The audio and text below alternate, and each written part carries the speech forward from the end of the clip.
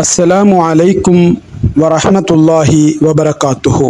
நாம் இன்று பார்க்க போகின்ற விடயம் என்னவென்றால், நீரில் வாழக்கூடிய உயிரினங்களில் எவையெல்லாம் சாப்பிடுவதற்கு ஆகுமானது, ஹலாலானது, இன்னும் எந்த உயிரினங்களை சாப்பிடுவது கூடாது, ஹராமானது என்பதை பற்றித்தான் பார்க்க போகின்றோம். நாம் ஏற்கனவே 2 வீடியோக்களில் சாப்பிடுவதற்கு ஆகுமான விலங்கினங்கள் எவை என்பதை பற்றியும், மற்றொரு வீடியோவில் சாப்பிடுவதற்கு ஆகுமான பறவை இனங்கள் என்னென்ன என்பதை பற்றியும் 2 வீடியோக்கள் ஏற்கனவே பதிவு செய்திருக்கின்றோம். அந்த 2 வீடியோக்களினுடைய லிங்க்குகளை டிஸ்கிரிப்ஷனில் தருகின்றோம். யாராவது அதை பார்க்கவில்லை என்றால் அதையும் பார்த்துவிட்டு இதையும் பார்ப்பீர்கள் என்றால் உங்களுக்கு மென்மேலும் பிரயோஜனங்கள் கூடுதலாக கிடைக்க வாய்ப்பிருக்கிறது. எனவே நீரில் வாழக்கூடிய உயிரினங்களில் அனைத்து மீன் இனங்களும் ஹலாலானதாகும்.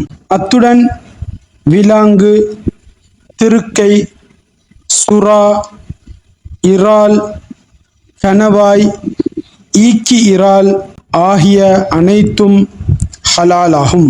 அத்துடன் கடற்பசு என்று சொல்லக்கூடிய உயிரினம் ஹலாலாகும். அத்துடன் மட்டி, சங்கு, சிப்பி, ஐவிரலி இவைகள் ஹராமாகும். மற்றொரு கருத்தின்படி இவைகள் மக்ரூஹ் என்றும் வந்திருக்கின்றது. என்றாலும் சாப்பிடப்படக்கூடிய உயிரினங்களில் எந்த உயிரினத்தினுடைய விடயத்தில் சாப்பிடுவது ஹராம் அல்லது மக்ரூஹ் என்று கருத்து வேற்றுமை வந்தால் அவைகளை சாப்பிடாமல் தவிர்ந்து கொள்வதுதான் சிறந்தது என்பதாக இமாம்கள் சுட்டிக்காட்டுகின்றார்கள். அத்துடன் நீரிலும் நிலத்திலும் வாழக்கூடிய சில பிராணிகள், உதாரணமாக நண்டு, தவளை, ஆமை, முதலை ஆகியவைகளை சாப்பிடுவது ஹராமாகும். அத்துடன் அட்டை, நீர்ப்பாம்பு இவைகளையும் சாப்பிடுவது ஹராமாகும்.